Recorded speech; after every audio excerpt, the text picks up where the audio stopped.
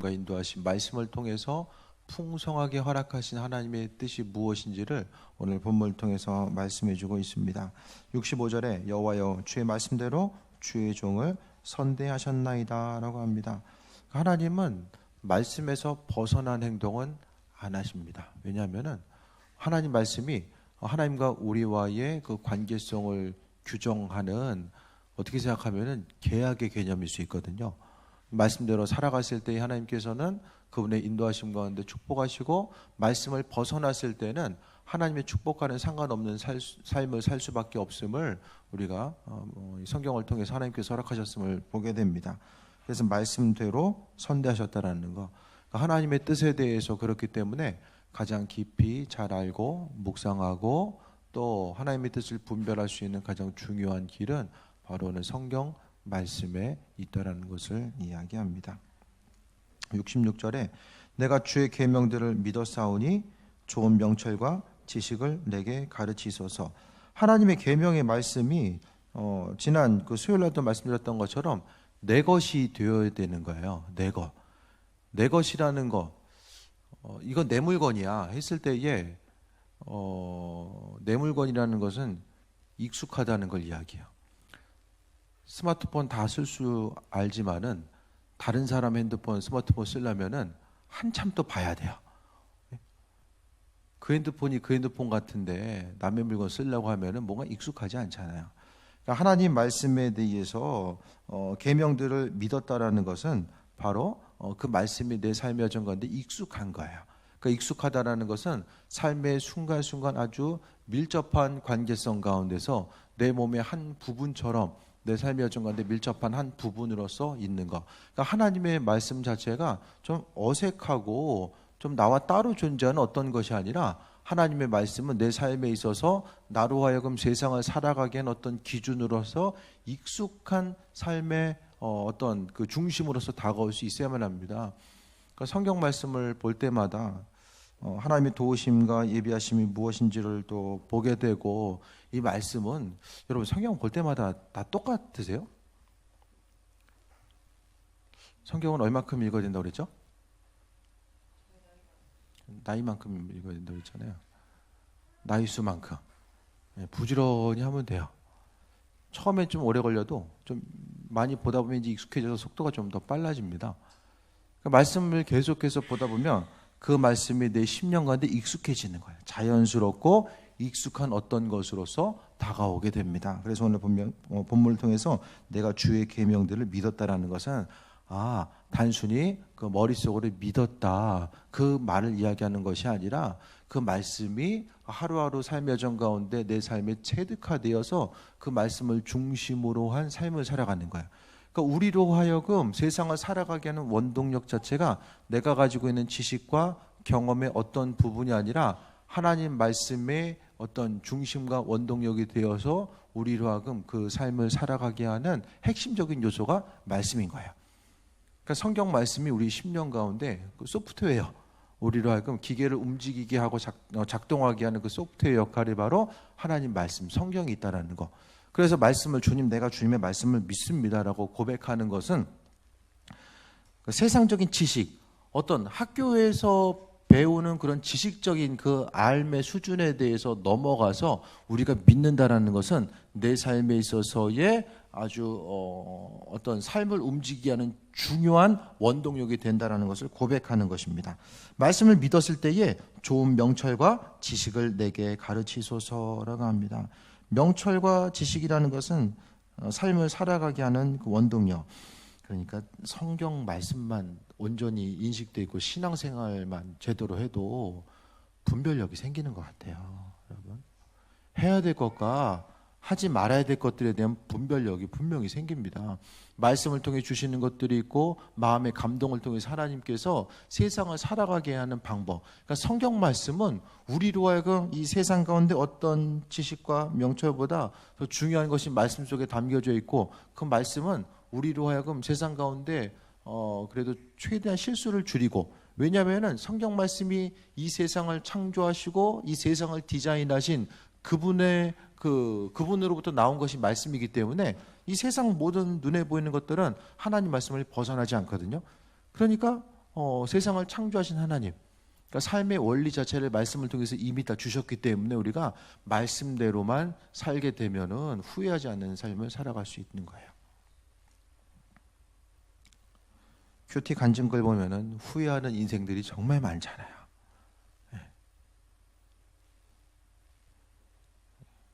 그 주식 투자 전혀 모른다는 뜬금없는 표정을 가지고 바라보신 분들은 그게 아마 어제 건가? 큐티 빠지면 안 됩니다. 그게 생명입니다, 여러분. 밥 한 끼 굶으면은 손이 떨리는 분들, 큐티 안 하면은 마음이 떨려야 돼요. 하나님의 말씀에 대해서 끊임없이 공급받음이 있어져야 되기 때문입니다.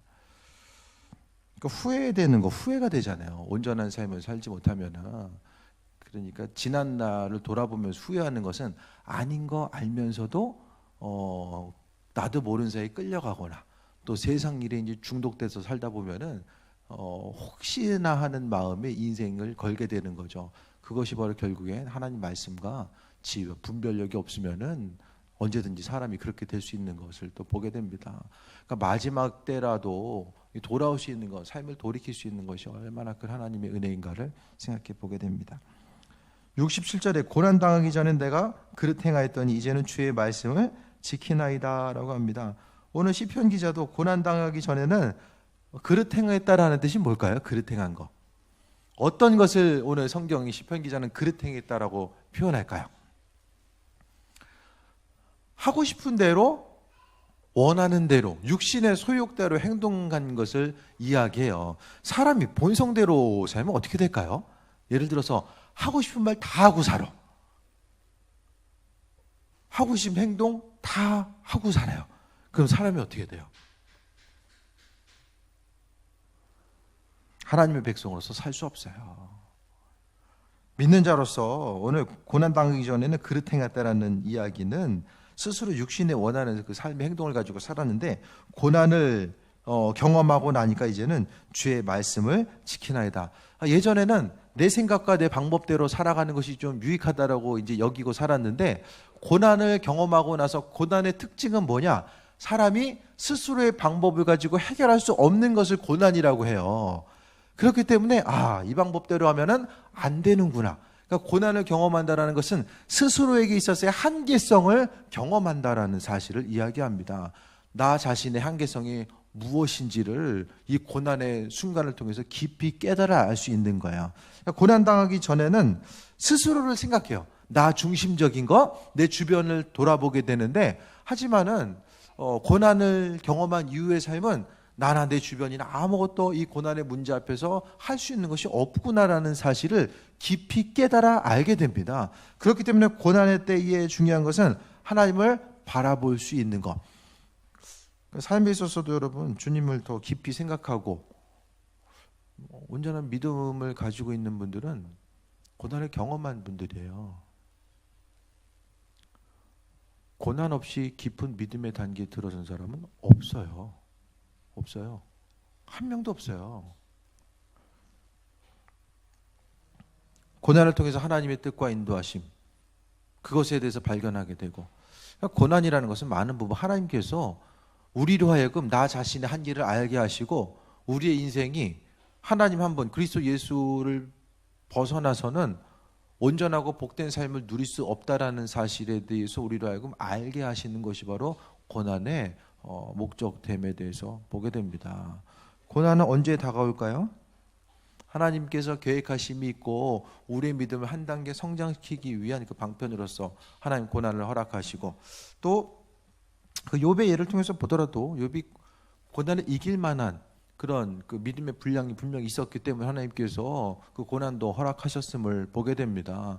그래서 고난은 누구나 다 피해가고 싶지만은 세상을 살아감에 있어서 오늘 주의 말씀에 대해서 고난당하는 것을 통하여서 말씀을 지키게 되었다라고 이야기합니다. 이전에는 나만 바라보다 보면은 하나님 말씀보다 내 생각이 우선을 두고 살아가게 되는데 하지만은 고난을 경험하고 나니까 하나님 뜻과 인도하신 말씀을 지키게 된 거예요.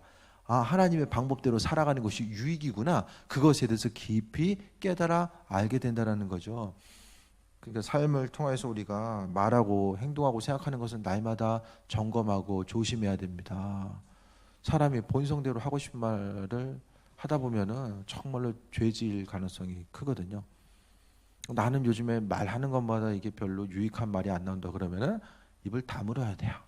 말을 안 하는 게 그때는 좋아요. 주변 사람들과 얘기를 안 하는 것이 아주 좋습니다.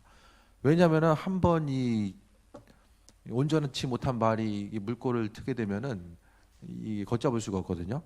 그러니까 언제냐면은 말하고 나서 후회할 때 그때가 있잖아요. 그때는 최대한 말하지 말아야 됩니다. 그것이 좀 지혜로운 거. 좀 심령이 정화될 때까지 내 심령이 하나님의 은혜로 충만하게 채워질 때까지는 말 안 하는 것이 더 온전한 모습이 아닐까라는 생각도 해보게 됩니다. 주의 말씀만 지키는, 고난을 통해서 말씀을 지키는 거, 그런 사람이 있고 고난을 통해서 원망 불평만 늘어나는 사람이 있어요. 그럼 되게 안타까운 삶이죠.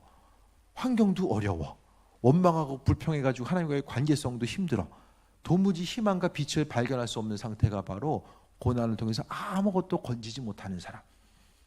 고난 통해서 우리는 분명히 건질 게 있어져야 돼요. 옛날에 힘들었는데 아직도 그 생각만 하면 여전히 힘들더라.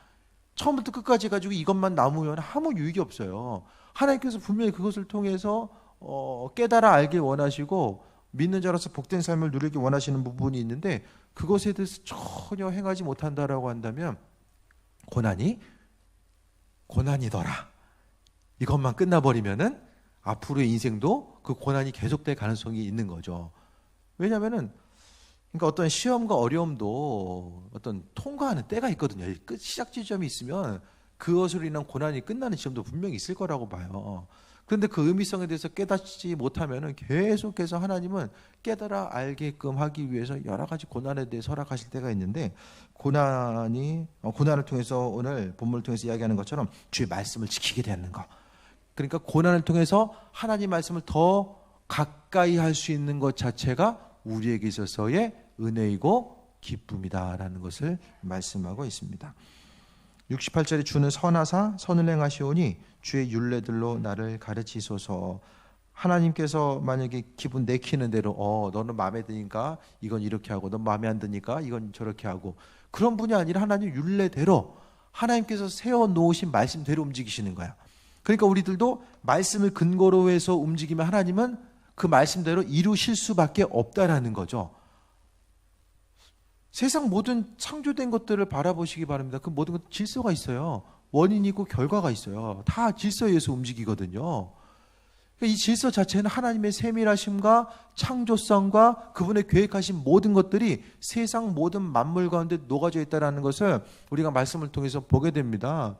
그렇다고 한다면 우리가 성경 말씀을 통해서 하나님께 말씀을 통한 기도를 하고 말씀을 통해서 하나님의 이끄심에 대해서 바라봤을 때에 그분의 뜻을 우리에게 비치시고 함께 하실 수밖에 없다라는 거, 이미 성경을 통해서 약속하셨기 때문에 그렇습니다.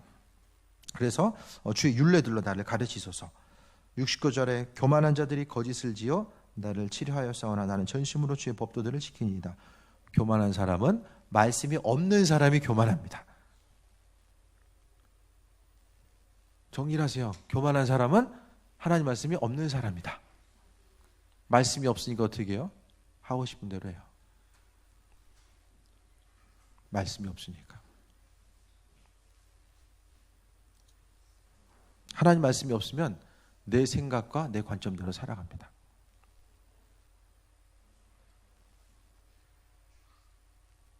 하나님 말씀이 있으면 그분의 말씀을 근거로 해서 살아가요. 그러니까 내 삶, 말과 행동과 생각을 걸러줄 수 있는 것이 하나님의 말씀인데, 그 말씀을 걸러주는 그 중간에 어떤 그 여과장치가 없게 되면은 사람이 그때부터는 교만해집니다. 여러분 스스로 어떻게 생각하십니까? 스스로. 나 자신에 대해 생각했을 때 여러분 어떤 사람이라고 생각하십니까? 겸손하십니까? 교만하십니까?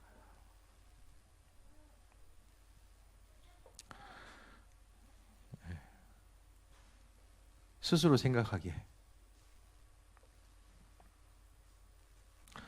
우리 다 교만한 인생입니다.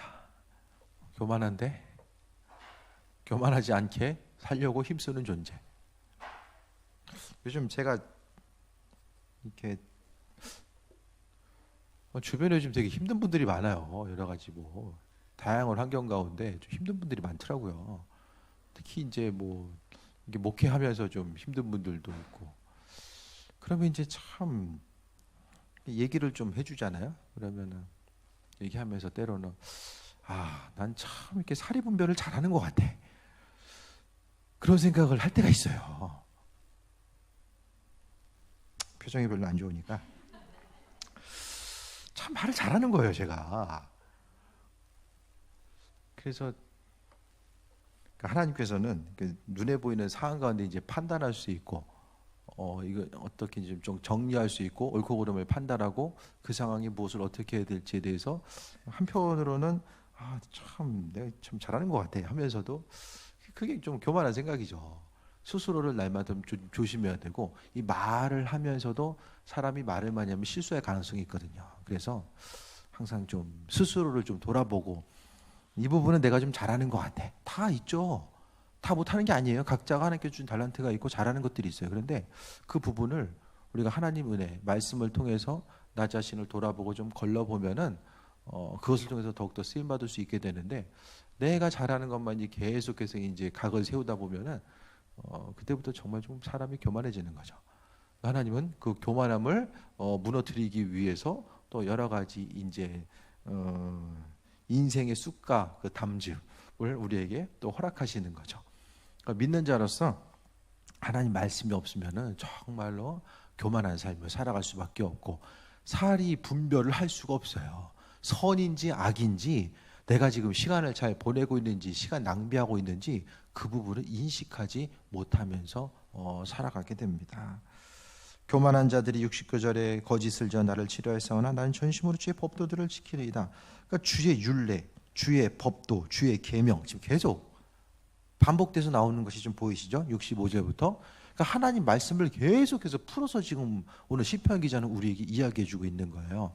그러니까 성경을 통해서 허락하신 하나님의 말씀은 우리에게 명철과 지혜로서 인도하심을 허락하시고, 또 이 고난을 통해서 하나님의 말씀을 지켜나갈 수 있는 은혜를 또 주시고, 또 교만한 자들로부터 보호받고 나아갈 수 있는 이 모든 것들이 바로 하나님 말씀 가운데 존재한다는 사실을 이야기합니다. 그들의 마음은 살쪄서 기름덩어리 같으나 나는 주의 법을 즐거워하나이다. 하나님 말씀을 즐거워하는 것. 우리 신앙생활 가운데 제가 요즘 강조하는 것은 인생이 좀 즐거워야 돼요.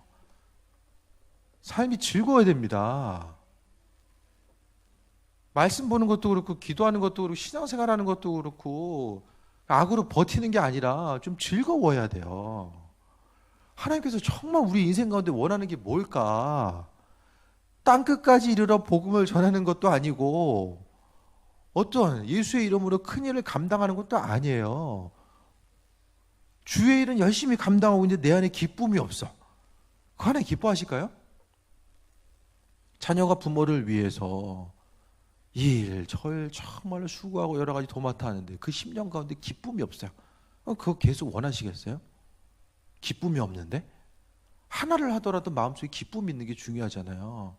먼저는 여러분의 10년 가운데서 기쁨과 소망함, 무슨 일을 하든지 집에서나 교회에서나 각각의 일터에서나 먼저 기쁨이 넘쳐야지만이 나머지 일들 가운데 소망함이 있고, 그러니까 여러분의 기쁨은, 인생에 있어서의 기쁨은 바로 주춧돌이에요. 가장 기본적인 주춧돌이에요. 그 주춧돌이 세워져 있어야지만이 거기서 하나님께서도 우리 사용하시고 인도하시는 거죠. 내 마음이 기쁘지 않은데 하나님께서도 야, 너 좀 마음 힘들어 보이는 것 같은데 그래도 이것 좀 하지 않을래? 그것보다는 우리 심령을 감싸주시고 싸매주시고 회복시키시고 인도하시는 그 역할을 먼저 그분께서는 행하신다는 거예요. 억지로 어떤 사명만을 계속해서 맡겨주시고, 내 생활은 어떻게 피폐든지 간에 피폐해지든지 우리의 삶을 어떻게 이용해가지고 뭘 이루시는 거,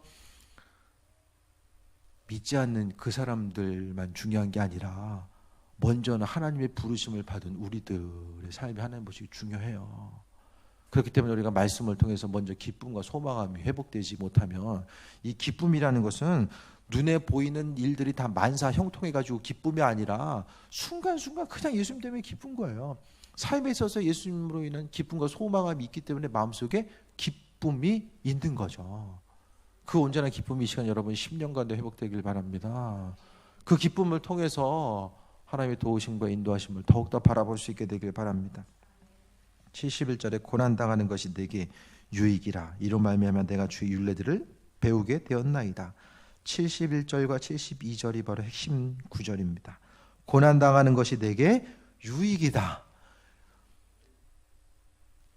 동의하십니까? 고난이 여러분에게 유익이십니까? 솔직히 해보세요. 집사님, 권사님 고난당하기 원합니다. 제가 날마다 이름 불러서 기도해드리면 별로 유쾌하지 않을 거예요. 고난당하는 게 성경은 유익이래요. 참 이상하죠? 근데 이게 잘 동의가 안 되잖아요. 육신적인 관점에서 보면은 고난은 고난이에요. 육신적으로 보면 고난당하면은 마음도 힘들고 여러 가지 고통이죠. 고난은 그냥 고통이에요. 그런데 영적인 관점 가운데 보면은 우리의 육신을 넘어서 그 영의 세계, 영의 관점에서 보면은 고난이 내게 유익이다. 순간적으로 고난 때문에 힘들고 어렵고 죽을 것 같은 그런 삶의 어려움이 있지만 그 고난을 통해서 유익이라고 이야기하는 것은 왜냐하면은 내가 주의 율례들을 배우게 됐다라고 이야기합니다. 고난을 통해서 하나님의 말씀과 하나님의 법을 배우게 됐다라고 이야기해요. 이것은 다시 이야기하면은 고난당하기 전에는 이 말씀이 무슨 뜻인지를 모르는 거예요. 고난을 당해봐야지만 이 고난이 유익이다라는 것이 이게 말씀이 성립이 되죠. 고난을 전혀 당해보지 않은 사람이 고난이 유익이라는 것이 무슨 뜻인지를 어떻게 알아갈 수 있겠습니까? 고난의 순간을 통해서 인생의 깊이, 그 인생 가운데 일하시는 하나님의 뜻과 인도하심, 그 믿음의 분량, 그 하나님께서 삶의 어두운 터널을 통과했을 때에 그분의 시선이 나와 함께 하시고 또 그분의 그 풍성함이 내 안에 있기 때문에 그것을 하나하나 이겨 나아갈 수 있는 그 풍성함을 내가 경험했을 때에 그것을 통해서 영광의 회복이 되는 귀한 삶을 살아갈 수 있는 것. 그러니까 성경 말씀 가운데는 모든 것이 다 담겨져 있어요. 우리 신앙생활 가운데 위기의 순간, 환난과 어려움의 순간에 하나님께서 이렇게 말씀하셨지. 그 말씀을 내가 붙들고 내 심령 가운데 말씀이 있어서 그걸 통해 살아가는 거예요. 그런데 이것이 그냥 되는 것이 아니라 고난을 통해서 그 위기의 순간을 경험했을 때에 하나님 말씀이 떠오르고 그 말씀의 본질과 그 인도하심이 무엇인지에 대해서 온전히 알았을 때에 우리의 삶이 고난이 유익이 되는 것. 그러니까 고난으로 흘려보내면 너무 안타깝습니다. 지나간 시간들 고난이 고난으로 남겨져 있으면 스스로 원망하고 주변 사람들 원망하고 그로 인해서 삶의 모습이 별로 유익이 없음을 이야기하는데 고난당하는 것이 오늘 말씀 시편 기자 유익인 거예요. 그때는 죽을 것 같이 힘든데 나중에 시간 지나고 나니까 이런 것이 유익이었구나. 그것을 말씀하고 있습니다. 한국교회의 부흥 역사를 보통 보면은 어떤 질병이나 위기로 인해서 죽다 살아난 목사님들이 목회하는 교회가 상당히 부흥을 많이 했거든요. 그런 예들이 너무나 많이 있어요. 뭐 인천 최대 교회 주한감리 교회가 제일 크잖아요. 나경밀 목사님 은퇴하셨는데 너무나도 많은 예들이 있어요. 그러니까 고난을 통해서 하나님 말씀이 다시 해석되는 거예요. 그 말씀의 본질이 그냥 머리로서만 이야기하는 것이 아니라 삶을 통해서 경험되어진 그 삶의 이 고난을 통해서 다시 묵상되어진 그 하나님의 말씀 속에 그 온전한 깊이. 그러니까 성경 말씀 한 구절 한 구절에는 사람을 향하신 하나님의 그 애달픈 마음, 또 우리가 서로를 바라보면서 또 인생을 살아가면서 고난. 그러니까 성경의 밑바탕에는 고난과 하나님의 회복하심에 대한 이 공식들이 다 숨겨져 있어요. 사도 바울의 전도 여행을 통한 이 고난도 말씀 전하면서 고난당해 본 사람이 그 말씀의 뜻을 이해하죠. 전도나 하나님 영광에 대해서 전혀 관심을 기울이지 않는 사람은 사도 바울의 3차까지의 전도 여행은 그냥 이야기예요. 이야기. 하나의 이야기. 2000년 전에 예수님을 따랐었던 주님의 그 제자로서의 삶을 살고자 했었던 비록 주님 얼굴을 못 봤지만 환상을 통해서 만난 그 바울이라는 사람이 열심히 주님 섬기다가 어려움 당했고 나중에 하나님 나라에 갔구나. 전도에 대한 스토리 외에는 마음에 다가오지 않아요. 그런데 오늘 고난이 유익이다라고 이야기하는 이 말씀도 고난을 경험한 사람들은 마음속 심령 깊은 곳으로부터 울림이 있는 거예요. 그러니까 인생을 살아감에 있어서 고난 자체가 정말 피하고 싶죠. 고난 없이 사는 것이 육신적인 본성이거든요. 그런데 하나님은 그 고난을 통해서 우리의 삶을 일으키시고, 또 여러분 믿음이 성장할 때는 언제입니까? 고난당할 때가 믿음 성장할 때예요. 저는 고난 없이 믿음을 성장하지 못한다라고 봅니다. 물론 기도 제목이 응답이 돼요. 내가 간절히 바랐던 기도 제목들이 응답을 통해서 믿음이 성장할 수도 있어요. 근데 그건 한계가 있어요. 내가 바라고 그게 되려면은 내가 바라고 원하는 것들이 100% 하나님 마음에 합한 것이 돼야 돼. 그리고 하나님께서 응답하신 때가 내가 바라고 원하는 그 시점에 맞춰서 하나님은 때를 따라 계속해서 응답해 주셔야 돼. 내 인생을 그거는 내가 개척하는 거죠. 때와 장소, 시간, 모든 것들을 다 내 계획에 맞춰서 하나님께서 다 이루어 가시는 거예요.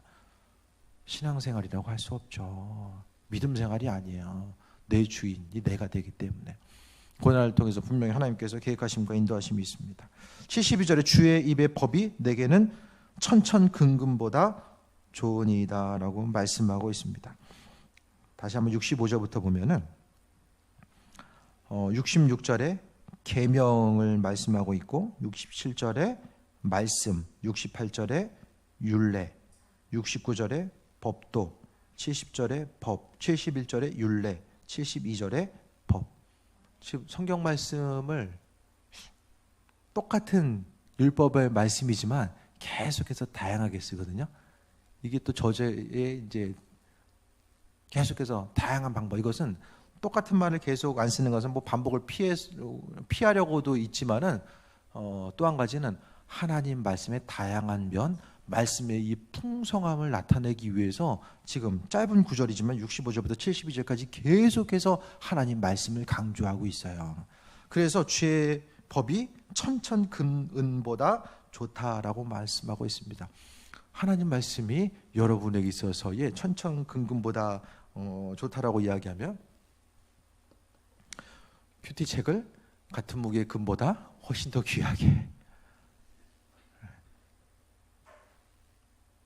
그거죠. 똑같은 양의 금하고 똑같은 무게의 성경하고 선택하려면 어떤 거 선택하시겠어요? 금덩어리 선택하면 평생 성경 못 본다라고 했을 때에 말씀이죠. 하나님의 말씀이 생명이에요. 그러니까 오늘 본문을 통해서 하나님의 축복과 인도하심과 예비하심, 그 말씀의 깊이를 알기 위해서, 말씀 속에 허락하신 하나님의 풍성함을 깨달아 알기 위해서 고난의 순간이라고 할지라도 스스로 자신에게는 기쁨이다라고 말씀하고 있는 거예요. 그러니까 우리의 인생 가운데의 고난은 하나님 말씀의 그 깊으신 뜻과 인도하심을 깨달아 알 수 있는 아주 중요한 순간이 바로 고난의 때입니다. 고난 당해보신 적 있으십니까? 인생의 고난의 때가 언제입니까? 그래도 하나님께서는 고난의 때를 지나가게 하시고 감당하게 하시고, 또 앞으로 다가올 고난이 있지만 지난날 하나님께서 고난의 문제를 이겨나가게 하셨던 그 온전한 기억들이 우리에게 있고 경험들이 있기 때문에 앞으로의 고난이 온다라고 할지라도 넉넉하게 감당할 수 있다라고 하는 믿음과 그 소망함이 우리의 심령 가운데 있어서 하루하루를 살아가게 하는 것. 앞으로의 10년 가운데 고난이 있을 때에 다른 거 생각하지 마시고 하나님께서 이 고난을 통해서 내게 허락하실 그 풍성하신 뜻과 인도하심이 무엇일까? 고난의 순간 자체는, 고난은 저울이에요. 저울. 여러분의 믿음의 분량을 달아보는 저울입니다.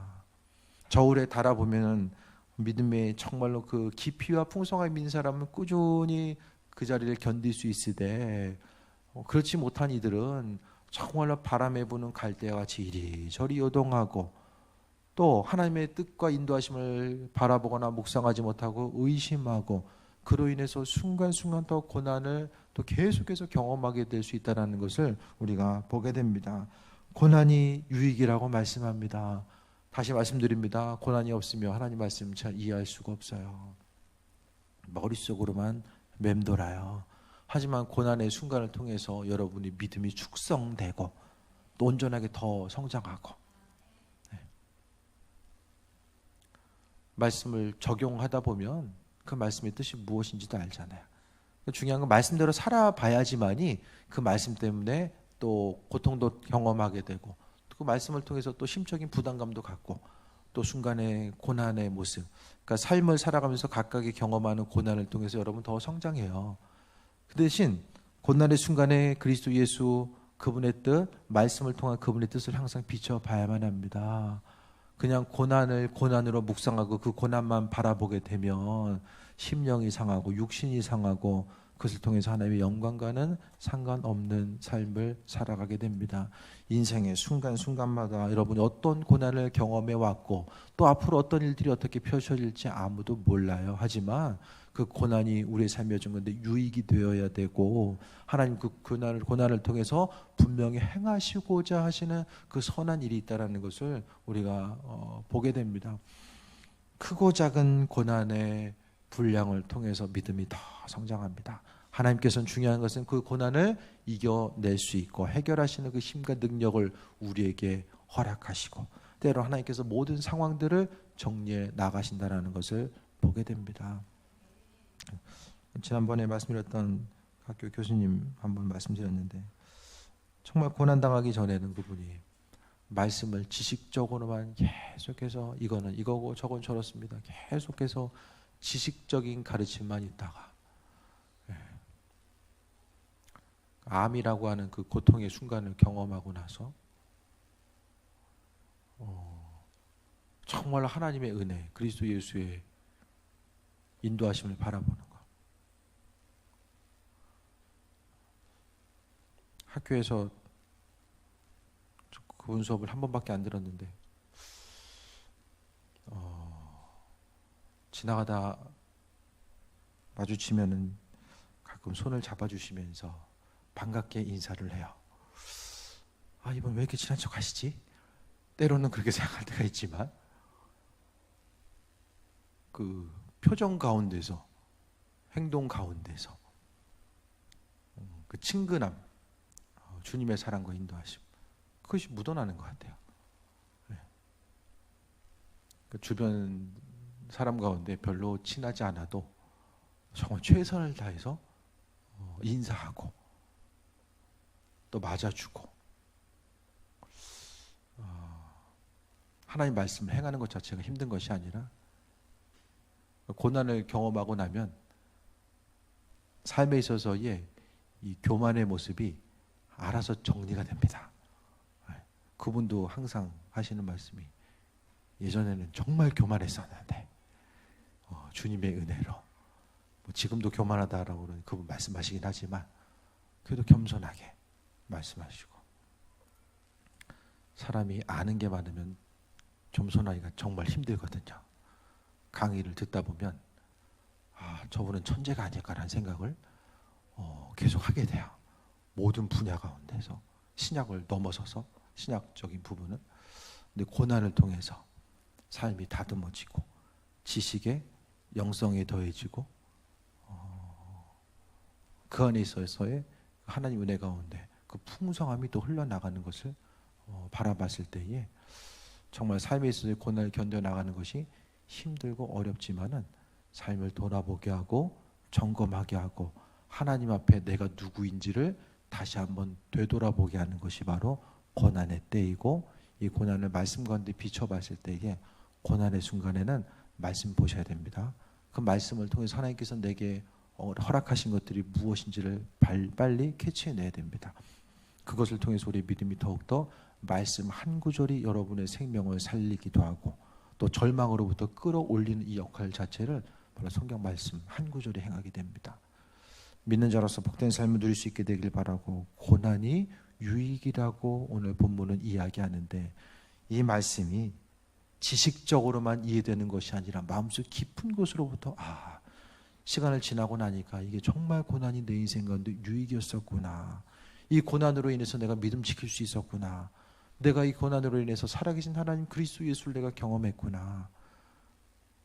말씀의 능력이 바로 이것이었구나. 그 부분에 대해서 다시 한번 묵상하시고 여러분의 심령 가운데 고난의 순간을 통과하는 그 어둠의 터널이 길어진다라고 할지라도 말씀 붙들고 승리하고 그 말씀을 통해서 그리스도 예수의 사람으로 더욱더 새롭게 변화되는 귀한 삶이 되시길 축원드립니다. 유진이가 말씀 제일 잘 들은 것 같아. 나와서 좀 정리해서 한 번만 얘기해 주면 좋을 것 같아요. 아멘 소리 아주 크게 해주니까 아주 고마워요. 찬양하고 우리 기도하겠습니다.